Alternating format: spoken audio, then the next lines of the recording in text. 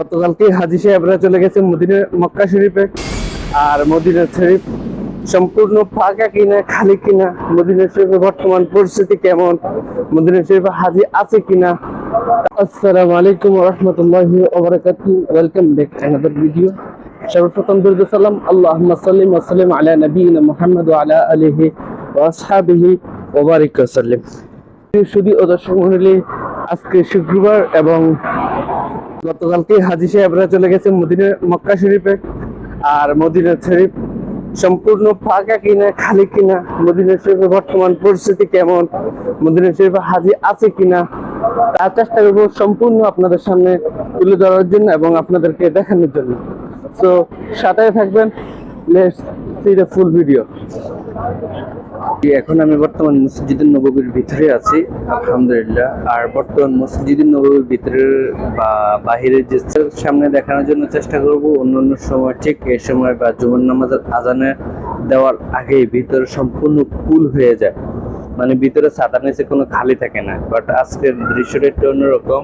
আমি যদি আপনাদেরকে দেখাই, এই যে এখানে খালি আছে, পুরোটা খালি, কিন্তু এরপর দেয়া ওই যে ওইদিকে খালি আছে, এই যে বক্সের পেছনে দিয়ে এদিক দিয়ে খালি আছে, এদিক দিয়ে খালি আছে। তো এখনো মানে বর্তমান মদিনা শরীফ থেকে যখন হাজিরা চলে গেছে মক্কার উদ্দেশ্যে, তো এখন মোটামুটি মদিনা শরীফ খালি আছে। বাট ঈদের সময় কোনো খালি থাকবে না, ঈদের সময় খালি থাকবে না এই জন্যই কারণ আমরা যারা আজনবী আছি রিয়াদ দামাম, এরপরে দিয়া যারা সৌদি আছে, যারা রিয়াদ দামামে থাকে, জিদ্দা থাকে, তারা এখানে 5 স্টার হোটেলগুলো, 3 স্টার 4 স্টার হোটেলগুলো এগুলো যখন খালি থাকে তখন তারা রিয়াদ দামাম থেকে এসে তখন তারা মদিনা শরীফ থেকে ঈদের নামাজ এখানে পড়ার জন্য চেষ্টা করে, তখন মদিনা শরীফও খালি থাকে না। আর আমি আপনাদেরকে নামাজের সময়টাও দেখাবো যে ওই সময় কি খালি থাকে কিনা।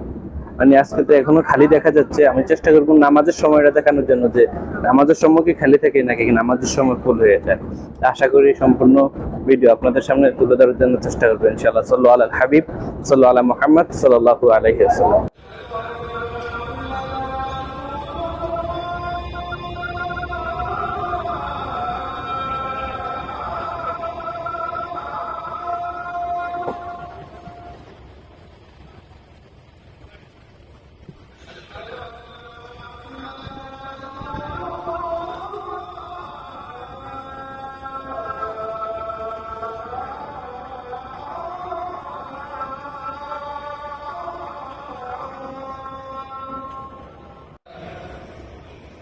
الحمد لله الذي أنار قلوبنا بطاعته وألف بينها بنعمته ومن علينا بنعمة الإسلام التي أرسل بها رسوله صلى الله عليه وسلم، فنشهد أنه بلغ الرسالة ونصح الأمة وما علم خيرا لأمته إلا دلها عليه ولا شر إلا حذرها منه وتركنا على المحجة البيضاء ليلها كنهارها.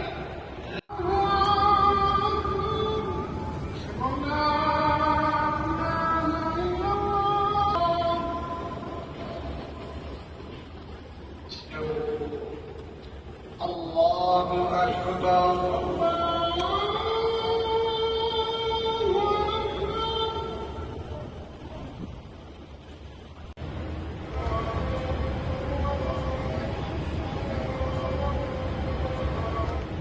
জি ভাই, ওয়েলকাম ব্যাক।